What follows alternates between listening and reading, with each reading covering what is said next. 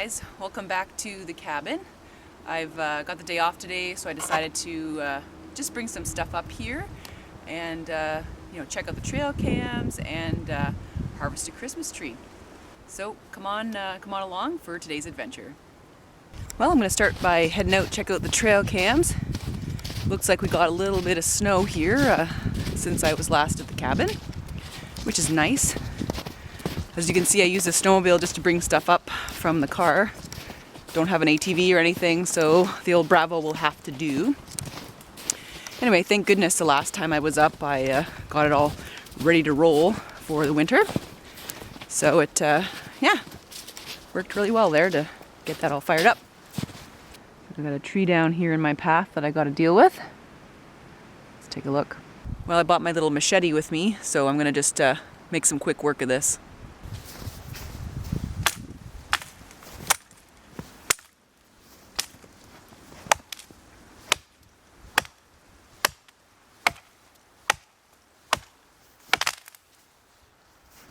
As you can see there, that tree sprung upward, so it's always really important to be safe when you're in the bush cutting wood. You always got to look at your risks there and expect that in that situation that tree was under some tension. So if I had my head right over it while I was working on something, I could have got popped in the head. So be safe out there.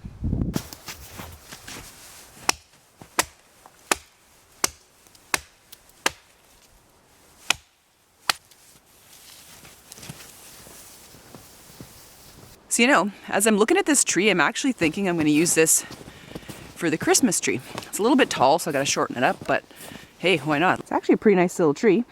The back of it's a bit flat because it was growing up against another tree and the branches didn't develop. But I usually put my Christmas tree against the wall anyway, so that actually works well. It's going to be nice and full at the front and just flat at the back to squish against the wall. That's recycling for you. For that little job there, I used my Gerber machete. It's the small machete. And boy, that really did the job. And it's light to carry around. I mean, I could use like a little axe or something like that, but this is just so easy to have around. It's a chop fine brush, as well as it did a good job there on that, that fallen down tree.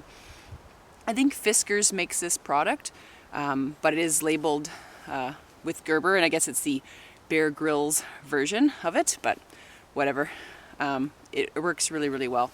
So it's a good thing to have in your bush pack if you're going out for a little day trip like I am. So there seems to be a little animal highway right here. Behind me it goes off into the woods. If you look down here, well, beside my footprints, you can see these huge tracks. See my hand? Those are the tracks of a snowshoe hare. So you can see those really big paws so that they can float on top of the snow. You can see more of them here. So where they put down the front feet first and then they hop over like that. So this is a great spot to set up one of the cameras. Obviously there may be a rabbit den around here, and where the rabbits are, there are lots of other animals. Many animals like to follow rabbit trails. So we'll put up a camera and we'll see what we get next time.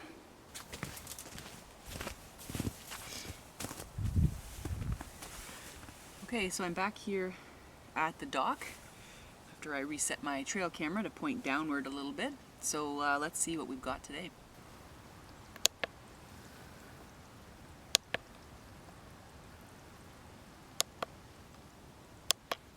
Oh, there he is. Cool. Look at that. Nice. It's a mink. I knew it. Woohoo. Well, it's definitely worth resetting that camera the way I did. Obviously before I had it angled too high. I do think the mink hangs out underneath the dock quite a bit, and I think I'm getting a lot of pictures because it's setting it off, feeding underneath the dock. But I'm really happy to get the shots that I did with the way I had the camera set up. So I'm going to readjust the camera again and put it back in place. So you can see the water is frozen here on the bay. I wouldn't dare step out on it. It's probably not very thick, but sometime soon it will be pretty frozen solid. can see out there on the bay a very interesting ice formation. It's like a little whirl. That was an area of current that froze in a bit of a circle. That's pretty cool. So here's a camera at that little bank den I was showing you in an earlier video. So you can see the water's really high. It's come up to where there was that area where the animal was sort of feeding on the shore. Well, I got some fascinating stuff on this bank den here. As you can see on the bottom part of the screen, right there, is a flying squirrel. And you probably can't see, it's out of focus, but around 9:12 p.m. is when that little guy explored the den, and they are a nocturnal creature. So right at the bottom of the screen, there is a little furry tail. Here we've got a couple of raccoons going along the shoreline. And this is kind of weird. In the top right hand of the screen there, you can see almost looks like a deer, but it's like too dark there. But the legs are really spindly. Almost looks like a bit like a dog, but I don't know, that leg looks really spindly. Huh. Well, you guys can tell me down in the comments below what you think that is. Right up in the corner there. I have no idea. Well, those were some nice surprises. Looks like that flying squirrel is really exploring in that den. They're an arboreal creature that usually comes out at night. I had no idea I had them here on the property until last year. I caught them on the trail camera near the grouse drumming log. But it looks like they're all over the place. Somewhere I heard that they're about as populated as chipmunks, but you just don't see them because they hang out, after dark or before the sun comes up. All right, let's reset the camera. Thinking back a few moments ago when we looked at that picture by the bank house, it kind of looked like I wasn't sure if it was a dog or what it was. Maybe it's a deer that's sort of, starting to molt. Well, getting in the winter coat, I should say, actually, where they tend to be a lot more gray and less brown. And maybe the legs haven't quite caught up yet, and so the back was a bit dark, and in the shade it made it look a little more dramatic. So maybe that's what's going on. I set up another camera along that trail just to see if I could get something going down it. The trail right by where that trail camera is. We'll see, I guess. Time will tell.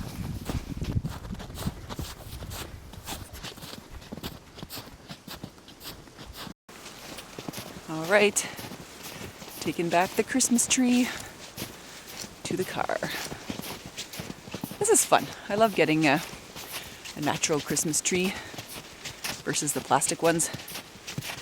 And of course, when we're done with the Christmas tree, there's an elk farm nearby, and they love eating evergreens, and so we can drop it off there, or the city collects them and chips them up, composts them, things like that. So that's really handy. So in order to get this back to the house, I'm going to use some twine and bind up the leaves here. And we're going to attempt to stuff that in my car after. Remember from last year, it worked okay. But it's always a bit of an entertaining event, especially if you're driving with someone. Then you can't see them because the tree's in your way. Forgot my roof racks today, so it's going to be in the car with me.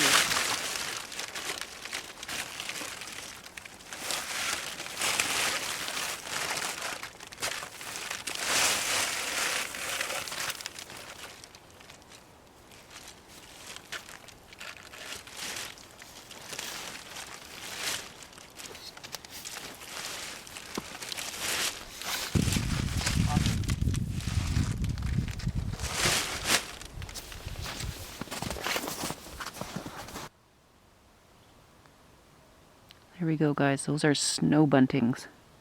Never in my life have I seen those birds here. And there's a flock of them here in the field. Just amazing. They're eating some of the seeds from the grasses.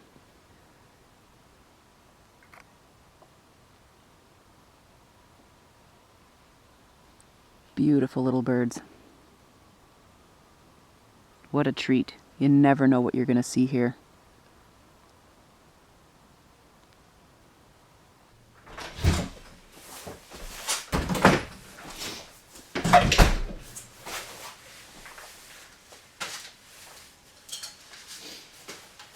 Well, that was a fun morning. Right now my plans are to have some lunch. So got some Thai noodles and I'll make some coffee. Of course it's a little nippy in here, so I've got the kerosene heater going and oh, it's nice and warm. Alright, so I'm gonna make some coffee, and one of my favorite things around the cabin is this this bodum. As you can see, it's really sturdy construction. It's actually titanium, so that's really good because around the cabin things tend to break. I had one that was sort of, you know, basically the glass construction with a plastic handle and stuff like that, and yeah, I broke that here. So from here forward I will be using the titanium bodum. I've had this one now for about a year and I think it's pretty good. It's very durable. My only one complaint is this mesh right here. It's not as stiff, and I find some of the grounds kind of squish up through here and you end up with a bit of grounds in your freshly poured cup of coffee. But what's coffee in the bush without a few little coffee grounds to chew on, right? And that thermos is really handy as well. It keeps things hot and cold for about 24 hours, I find. So that's really good. It's got a bit of decaf because it's, you know, midday, and if I have fully caffeinated coffee, I'm going to end up just stuck to the ceiling here. People who know me on coffee tell me I'm pretty hyper. So I'm one of those people that's really sensitive to caffeine. So I'll just stick to the decaf for now.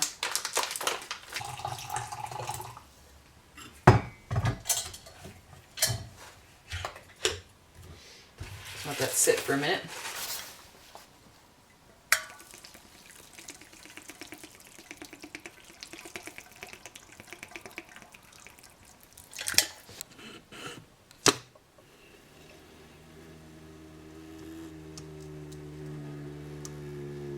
Interesting little noise. Perfect. Quick and easy coffee.